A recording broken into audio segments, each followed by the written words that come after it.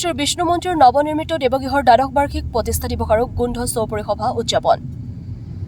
দৰং জিলাৰ বৃহত্তৰ হাজৰিকাপাৰা অঞ্চলৰ জাকপাৰা গাঁৱৰ একমাত্ৰ ধৰ্মীয় উপাসনাস্থলী ঐতিহ্যমণ্ডিত শ্ৰী শ্ৰী বিষ্ণু মন্দিৰৰ নৱনিৰ্মিত দেৱগৃহৰ দ্বাদশ বাৰ্ষিক প্ৰতিষ্ঠা দিৱস আৰু গোন্ধ চৌপৰি সভাখনি 18 আৰু 19 এপ্ৰিল তাৰিখে দুদিনীয়া বৰ্ণাঢ্য কাৰ্যসূচীৰে অনুষ্ঠিত কৰা হয়। তদুপলক্ষে প্ৰথম দিনাৰ বিভিন্ন কাৰ্যসূচীৰ অন্তত আজি দ্বিতীয় দিনা ৰাতিপুৱা ৰূপায়ণ কৰা হয় এটি বৰ্ণাঢ্য পানী তোলা কাৰ্যসূচী। উক্ত কাৰ্যসূচীত হস্তি সহিতে অগণন ভক্তৰ অংশগ্ৰহণৰ উপৰিও দৰঙী কলাকৃষ্টি প্ৰদৰ্শন কৰা হয়। নিকটৱৰ্তী সাপতোলা নদীৰ কদমতলৰ ঘাটৰ পৰা পানী তুলি অনা কাৰ্যসূচীত ৰাইজৰ স্বতঃস্ফূৰ্ত অংশগ্ৰহণ আছিল উল্লেখনীয়। উক্ত 2 দিনৰ কাৰ্যসূচীৰ জৰিয়তে বৃহত্তৰ জাকপাৰা অঞ্চলৰ এক সম্প্ৰীতি সমন্বয় আৰু ভাতৃত্ববোধৰ মিলনভূমিত পৰিণত হৈছে। হাজৰিকাপাৰাৰ পৰা মানৱজ্যোতি বৰুৱাৰ ৰিপৰ্ট AIN লাইভ। দৰং জিলাৰ বৃহত্তৰ হাজৰিকাপাৰা অঞ্চলৰ জাকপাৰা গাঁৱৰ অন্যতম ধৰ্মীয় উপাসনাস্থলী শ্ৰী শ্ৰী বিষ্ণু মন্দিৰৰ নৱনিৰ্মিত দেৱগৃহৰ দ্বাদশ বাৰ্ষিক প্ৰতিষ্ঠা দিৱস আৰু গোন্ধ চৌপৰি সভাখন 18 আৰু 19 এপ্ৰিল তাৰিখে দুদিনীয়া বৰ্ণাঢ্য কাৰ্যসূচীৰে উদযাপন কৰা হৈছে। কালি প্ৰথমটো দিনত তেওঁলোকৰ বিভিন্ন কাৰ্যসূচী ৰূপায়ণ কৰা হৈছে, সন্ধিয়া বৰভট্ট প্ৰদান কৰা হৈছে। তাৰ উপৰি দৰঙৰ অন্যতম পুৰাতন লোককৃষ্টি পৰিৱেশ কলা ব্যাসৰ ওজাপালি পৰিৱেশন কৰা হৈছে।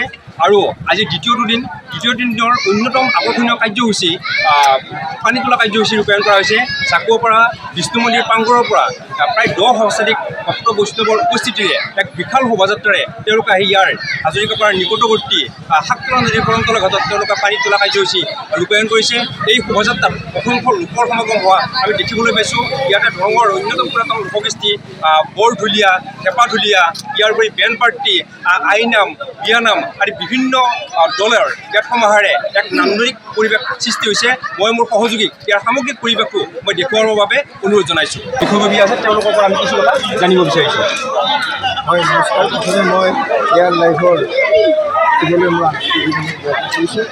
আমাৰ বৃহত্তৰ জাকপাৰা শ্ৰী বিষ্ণু মন্দিৰৰ প্ৰতিষ্ঠা দিৱস আৰু প্ৰতিষ্ঠা দিৱস আমাৰ যোৱাকালিৰ পৰা আমাৰ চলি আছে। বিভিন্ন কাৰ্যসূচীৰে আমি যোৱাকালিৰ পৰা চলি আছোঁ, কিন্তু আজি দ্বিতীয় দিনা আমাৰ শোভাযাত্ৰা বৃহৎ শোভাযাত্ৰা আমি এই অঞ্চলৰ ৰাইজৰ সমাৱেশত আমি আমাৰ সাপতোলা পাৰত অনুষ্ঠিত কৰিছোঁ। আৰু ইয়াৰ পৰা আমি গৈ আমাৰ বিভিন্ন ধৰণৰ কাৰ্যসূচী আমাৰ পিছবেলাও থাকিব। গতিকে সকলো ভক্তৰ আমি আমাৰ ভক্তৰ আলহী ৰাখিছোঁ আৰু লগতে তেওঁলোকৰ সহায় সহযোগিতাৰ অবিহনে আমি এই অনুষ্ঠানটো ৰূপায়ণ কৰিবলৈ আমাৰ কোনো কাৰণতে সম্ভৱ নহ'লহেঁতেন। গতিকে সকলোৰে সহযোগিতা পাইছোঁ আৰু এনেধৰণে অনাগত দিনতো অব্যাহত থাকিব বুলি আশা ৰাখি হয়। আৰু এগৰাকী যুৱতী আছে, তেওঁৰ পৰা আমি জানিব বিচাৰিছোঁ। ভক্তখন ৰাইজ ইতিমধ্যে আমাৰ জাকপাৰা বিষ্ণু মন্দিৰৰ আমাৰ গোন্ধ চৌপৰি সভা আৰু প্ৰতিষ্ঠা দিৱস আমি উদযাপন কৰিছোঁ। আমাৰ জাকপাৰা গাঁওখন আমাৰ মানৰ আক্ৰমণৰ ফলত পটভূমিত মানুহবিলাক যেতিয়া চেতেলি ভেটেলি হৈছিলে, তেতিয়া আমি গাঁৱৰ মানুহখিনি আমি ডাক পাতি আমি বসবাস কৰিছিলোঁ। আৰু সেই দিনৰ পৰাই আমি বিশ্ব উপাসনাৰ স্থলীৰ কাৰণে আমি বিষ্ণু মন্দিৰ এটা আমি নিৰ্মাণ কৰিছোঁ। আৰু ৰাইজৰ সহায় সহযোগত আমি সেই তাৰিখৰ পৰাই আমি নিষ্ঠাৰে আমি পালন কৰি আহিছোঁ। আৰু ওচৰৰ যিমানখিনি আমাৰ ভক্তবান ৰাইজ আছে, এই বিষ্ণু মন্দিৰত তেওঁলোকে উপাসনা কৰে। আৰু এই উপাসনাৰ দ্বিতীয় দিনৰ কাৰ্যসূচীত আমাৰ পানী তোলা অনুষ্ঠান আছিলে। আৰু এই পানী তোলা অনুষ্ঠানটিত আমাৰ যিখিনি আমাৰ সাংস্কৃতিক আমাৰ আছে অনুষ্ঠান আছে, গোটেইখিনি সাংস্কৃতিক অনুষ্ঠান আমি আগত ৰাখি আমি জিলাখনৰ ভিতৰত আমি এটা মানে সাংস্কৃতিক পৰিৱেশ সৃষ্টি কৰিবৰ কাৰণে আমি মানস কৰিছিলোঁ। আজি সেই সৃষ্টিটো আজি আমাৰ পানী তোলা অনুষ্ঠানটোৱে আমাৰ তাৰমানে কি কৰিছে, অনুপ্ৰেৰণা যোগাইছে। আৰু লগতে আমি সকলো ৰাইজৰ সহায় সহযোগিতা। আৰু এগৰাকী স্থানীয় যুৱক আছে, তেওঁৰ পৰা আমি কিছু কথা জানিব বিচাৰিছোঁ। হয়, নমস্কাৰ।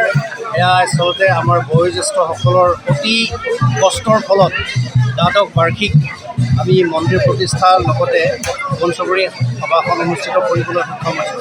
এয়া আমাৰ সমাজৰ এটা বৰ ধুনীয়া দিশ নিৰ্ণয় কৰিছে।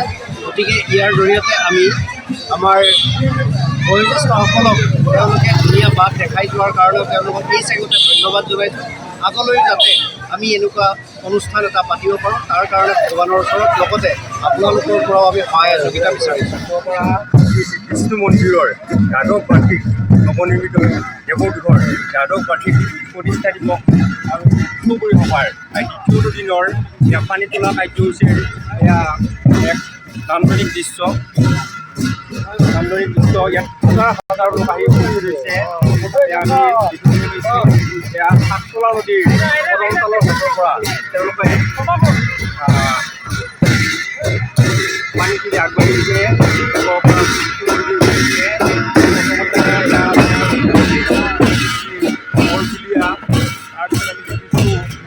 হাতী দেখিছোঁ, তিনিটাকৈ হাতী তেওঁলোকে সজাই লৈ আহিছে। তাৰপিছত এয়া আই মাতৃসকল অহা আমি দেখিছোঁ। এক কেৱল লোকাৰণ্য এক পৰিৱেশ, সুন্দৰ নান্দনিক দৃশ্য। ইয়াত আইনাম, বিয়ানাম আদি বিভিন্ন কৃষ্টি পৰিৱেশন কৰা হৈছে। ইয়াত শিশুৰ পৰা বৃদ্ধলৈ যুৱক যুৱতী, পুৰুষ মহিলা সকলো দলে বলে ওলাই আহিছে। বেণ্ড পাৰ্টি আহিছে।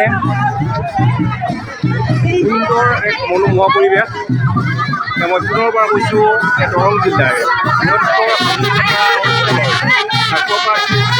বিষ্ণু মন্দিৰৰ নৱনিৰ্মিত দেৱগৃহৰ দ্বাদশ বাৰ্ষিক প্ৰতিষ্ঠা দিৱস আৰু গৌণ চৌপৰি সভাৰ তৃতীয়টো দিন 18 আৰু 19 এপ্ৰিল তাৰিখে দুদিনীয়া এক বৰ্ণাঢ্য কাৰ্যসূচী হাতত তেওঁলোকে এই কাৰ্যসূচী ৰূপায়ণ কৰিছে। দ্বিতীয় দিনৰ এয়া প্ৰথম কাৰ্যসূচী পানী তোলা কাৰ্যসূচী, সুন্দৰ নান্দনিক পৰিৱেশ। ইয়াত হিল্লোল ভাঙি বৃহত্তৰ সাকুৱাপাৰা অঞ্চলৰ ৰাইজ ওলাই আহিছে। তেওঁ মোৰ সহযোগী ধীৰাজ কুমাৰ ডেকাই গোটেই সামগ্ৰিক পৰিৱেশটো দেখুৱাই আছে। এয়াইন দেৱৰ দৰ্শকসকলক এয়া মোৰ সহযোগী ধীৰাজে গোটেই পৰিৱেশটো দেখুৱাইছে।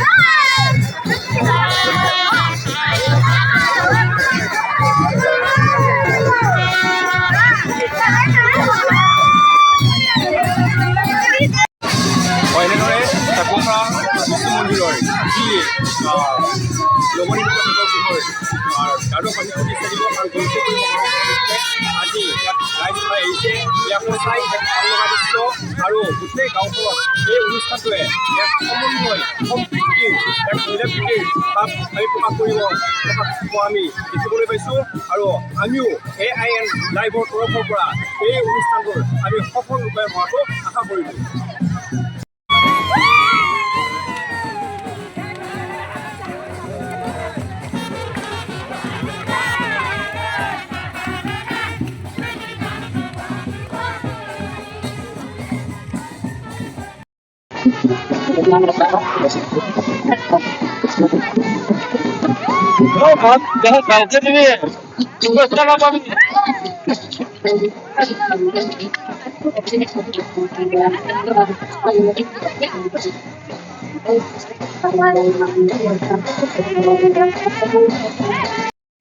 যিকোনো খবৰ বিজ্ঞাপনৰ বাবে যোগাযোগ কৰক 7896121996।